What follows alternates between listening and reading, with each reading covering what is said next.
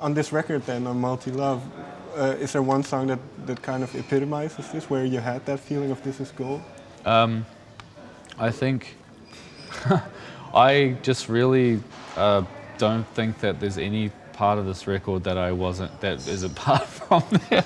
It sounds like ridiculous, but I really was careful to make sure that I was like trying to make it all the stuff. But I have been pretty dedicated to that for a while, you know, and I don't know, like I don't know what it means or whatever, but that's right. You know, whatever thing that I get, I tried to make sure that this was all the top shelf stuff. Right. But you know, it's about you know, there's another, you know, you could call it like another dimension, and wherever that is, the song is already complete and perfect. So you have to try and bring it into this world and as close to that perfection as possible. So it's not possible to get it perfect. So you just try to do your best. So that's probably what I should say, because I did my best. But this must be quite a difficult process then to get there. Yeah, but it's like I'm not that young anymore. So it's like I've been getting better at it for a while. So it hasn't been that. It's been a difficult process in that sense, in the sense that it's taken me a long time to get. You know, like you think about some people, like Stevie Wonder was like already doing this great work when he was a teenager, you know. So it's taken me till my 30s to feel like I'm making real music now, and you know, but it's okay. How do you look back at your album 2 then now?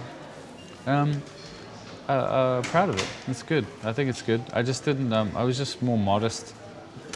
It was definitely like I was thinking about being more modest on that album.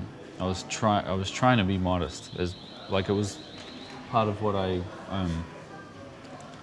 part of the thing that I was thinking about when I made it, and I wanted it to be the kind of album that might take like 3 or 4 listens for you to like, you know. And on this one, I just wasn't thinking the same way. I was just thinking like I wanted it to like grab you straight away.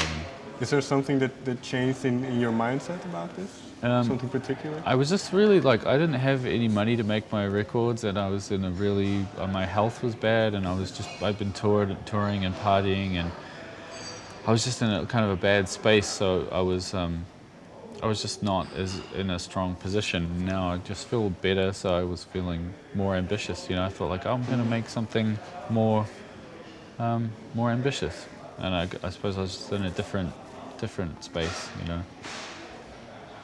In a similar sense, then, did that also changed or changed the way you wrote in terms of lyrics?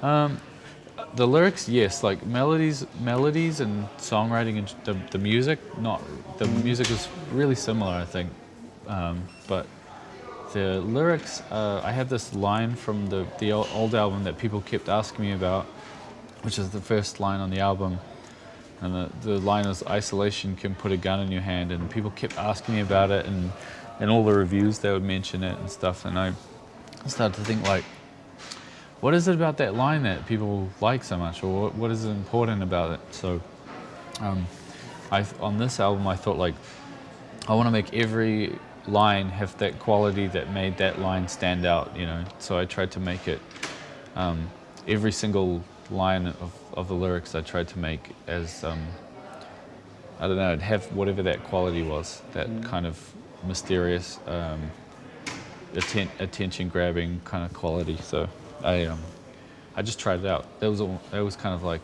an experiment, I guess, like to see if that would, if that's a good way to write lyrics. You know? What did you find out? Is it for you? I don't know. I have to wait and see how people you know, think about it. Like I was just kind of thinking, you know, I finished the album, and then it just depends on how people respond to those lyrics. You know, how they like them, how much they like them. Yeah, because the lyrics are, I believe, a little bit more abstract and more as you mentioned, mysterious in a way. But there also still there's some heavy lyrics and heavy themes being discussed. So was this still important to you to keep not to be too optimistic in your writing? Yeah, I don't know. I wanted it to make you feel happy, but I think my outlook is quite like, I don't know, existentialist or something. I don't know. Like I think that I can only be happy if I'm thinking about like being realistic and thinking about things in heavy terms. And I don't know, maybe I'm just like a heavy person. I'm not sure. I just like I don't really write happy songs that have happy words. Like it's more like a happy sound, than a happy, than it's like happy sound with like darker themes. Right. That's my taste. That's what I like. I like the darker themes. I think they're more interesting, and I think life is kind of like heavy and dark, even when it's like beautiful. It's kind of like, because we're all gonna, we all die someday, and that hangs over us the whole time. Even when you're happy, that's what makes you feel so happy. Is like, man, this isn't gonna be forever. This is just for now, and that's what, I don't know. There's something so beautiful about that, and that's the way I think about happiness. And well, in that sense, and for instance, I believe Puzzles is it's directed or is about Ferguson and I don't know that they keep saying that. It was written in the bio, so that's Oh, okay, yeah. I don't know why. Okay. At least it's about that kind of racial divide that exists in the United States. Yeah, I think that's part of it. That's part of what's in there. Yeah, but I think that all the songs, the more I think about it, the songs are like they all have like two kind of general meanings, and one of them is like a kind of weird political meaning that is me thinking about like the world and society and looking outwards, and then the other meaning is a love song about a specific like thing that happened to me or is happening to me in my like love life. So it's like those two things kind of coincide, and like I think Puzzles is just like that as well. And I think I was probably thinking about that stuff a lot when I wrote that song, but I haven't really figured that song out yet.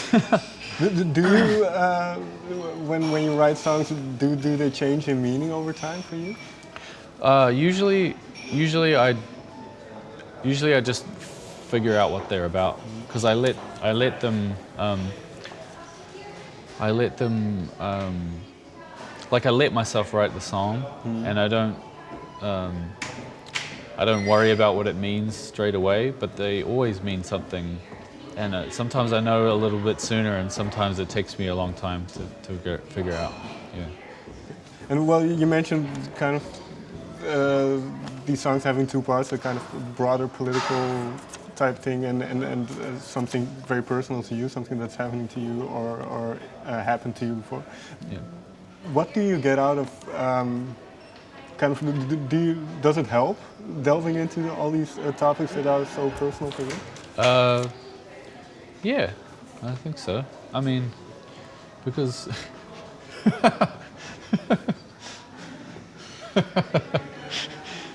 yeah, it does. Oh yeah, drink? Yeah, okay, all right. I've been drinking Geneva. Right. So, that's, yeah. So, okay, sorry, what was I saying? Does it help? So, well, yeah, what kind of... You mean in my life and stuff? Yeah, do you kind of, by reflecting on these kind of things, does it teach you something or yeah. Do you learn things about yourself? Yeah, totally, yeah. It's like it's the only way I learn anything. Yeah. Oh, sorry. Yeah, no, it does. It really does. I mean, that's why I keep doing it, I think. Because it helps me figure out all kinds of things. Yeah, it's rewarding. And I think that it's nice to have this music kind of go out there, and then it's like people think like, oh, they'll know who I am when they listen to my music, more than like no, if you're like friends with me, I think you listen like it's actually more in my music probably and then in real life, I think.